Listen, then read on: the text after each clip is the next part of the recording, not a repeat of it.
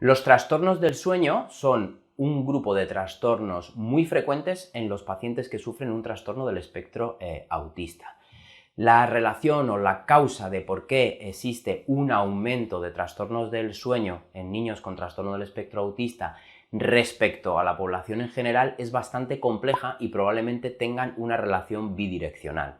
Es decir, de por sí los niños con trastorno del espectro autista van a tener unas particularidades que favorecen la presencia de trastornos del sueño y, por otro lado, los trastornos del sueño pueden empeorar la sintomatología nuclear en los niños con trastorno del espectro autista. Evidentemente, si no tenemos un sueño adecuado, los procesos cognitivo-conductuales que se desarrollan durante la noche pues no van a tener origen, de tal manera que si no duermen bien, estos niños con trastorno del espectro autista pueden tener un empeoramiento en conductas, por así decirlo, desde el punto de vista de inatención, de irritabilidad, de hiperactividad y, por tanto, pues tener un impacto bastante negativo en su calidad de vida. Por tanto, es fundamental que hagamos un adecuado diagnóstico de los trastornos del sueño en niños con trastorno del espectro autista. ¿Cuáles son las principales causas por las cuales no lo realizamos? Bueno, primero porque muchas veces los padres no te lo cuentan de forma espontánea, salvo que el trastorno sea extremadamente intenso. Segundo, porque muchas veces nos dedicamos en la entrevista clínica a preguntar por determinados aspectos relacionados con los síntomas nucleares del trastorno, como es el lenguaje, la socialización, sus estereotipias, etc., pero no preguntamos específicamente por el sueño. Y tercero, probablemente por el tiempo que tenemos en las consultas. Muchas veces el abrir, por así decirlo, la caja de Pandora de los trastornos del sueño, pues nos puede complicar, por así decirlo, pues el tiempo que disponemos pues para poder hacer el abordaje de estos niños. Sin embargo, teniendo en cuenta los beneficios que tiene dormir bien en este grupo de pacientes, merece la pena pararse y plantear algunas preguntas relacionadas con cómo duermen estos niños con trastorno del espectro autista.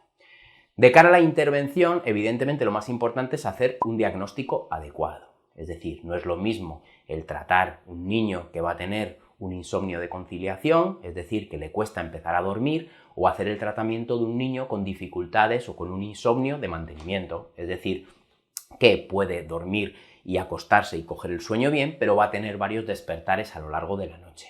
Tampoco va a ser igual hacer una intervención de un insomnio que de otro tipo de trastornos que podemos ver con más frecuencia en estos niños, trastornos pues yo que sé, relacionados con la respiración, parasomnias, movimientos anormales durante el sueño, etc.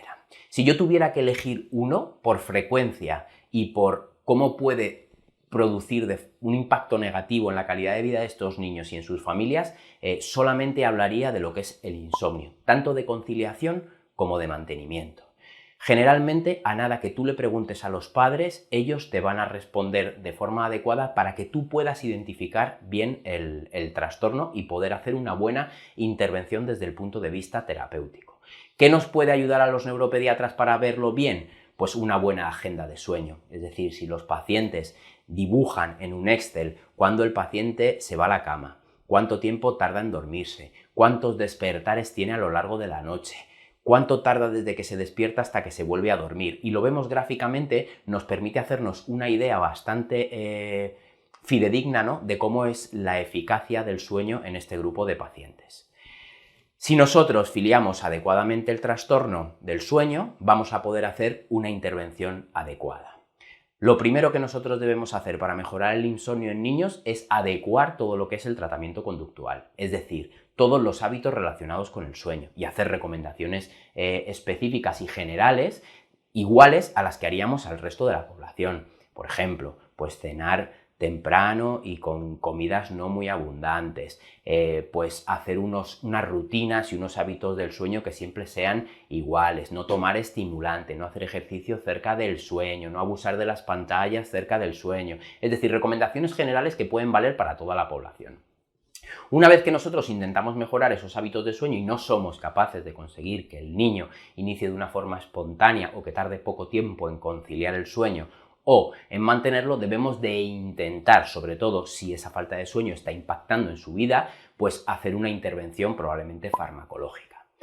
Los pilares básicos del tratamiento que nosotros utilizamos es iniciar siempre con los nutraceutical treatment, es decir, los nutracéuticos, mal traducido, que consisten en complementos alimenticios o determinados tratamientos farmacológicos que no van a ser como los clásicos que se han utilizado para los trastornos del sueño en adultos, es decir, benzodiazepinas, antihistamínicos, antipsicóticos, etc.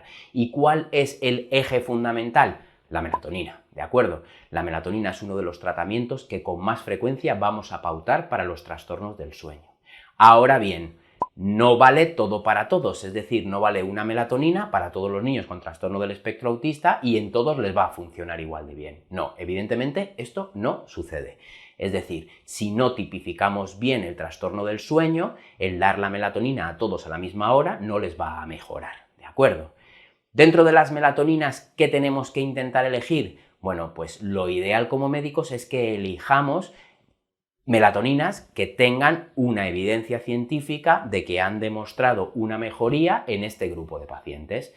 A día de hoy, pues solamente existe una que se comercializa como medicamento y que tiene una particularidad que le beneficia concretamente a este grupo poblacional, que es una melatonina de liberación retardada, ¿de acuerdo? De tal manera que va a conseguir mejorar lo que llamamos en neurología la latencia de sueño, es decir, el tiempo que pasa desde que uno se tumba hasta que se duerme, como el tiempo total en cama o la eficacia de ese sueño. Es decir, al tener un sistema de liberación prolongada, esa melatonina va a conseguir que no solamente el niño se duerma antes, sino que duerma mejor porque va a disminuir el número de despertares. A día de hoy, este tratamiento pues está comercializado en nuestro país y tiene un nivel de evidencia suficiente respecto a la mejoría en este grupo de pacientes con trastorno del espectro autista y trastornos del espectro autista debidos a determinados síndromes neurogenéticos, y considero que debería de ser pues uno de nuestros principales pilares a la hora de tratar. En ocasiones, el problema no es tan global y o no tiene una indicación tan directa, o los pacientes no pueden permitirse pues estos tratamientos. Bueno, pues siempre se puede recurrir a las melatoninas de liberación inmediata, que a día de hoy están aprobadas en España como complementos alimenticios y que no tienen la regulación que tienen los medicamentos, como lo que anteriormente os contaba. Sí que es importante que si elegís el tratamiento con una melatonina como complemento alimenticio, elijáis una marca adecuada, ¿vale? Es decir, desde que la melatonina está permitida o tiene venta libre en España bajo la etiqueta de complemento alimenticio, existen múltiples melatoninas en el mercado que podéis comprar pues desde online hasta en algún centro comercial o en algún supermercado al uso, ¿de acuerdo? No todas las melatoninas son igual de eficaces y el hecho de ser un complemento alimenticio implica que no pase los mismos sistemas de regulación que pasan los fármacos, con lo cual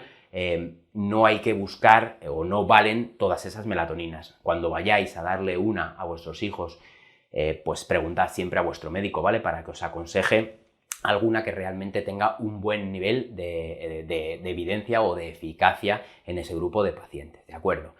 ¿Qué más podemos utilizar? Pues a veces la combinación de esta melatonina con hierro y con triptófano puede favorecer pues la mejoría en el sueño. El triptófano, sabéis que es el aminoácido que utiliza nuestro cerebro para sintetizar melatonina y serotonina, con lo cual podríamos matar dos pájaros de un tiro, es decir, por un lado la serotonina que nos ayudaría a regular nuestro estado de ánimo y por otro lado la melatonina, de tal manera que ayude al cerebro a sintetizar melatonina y que nuestro sueño sea más eficaz y más prolongado.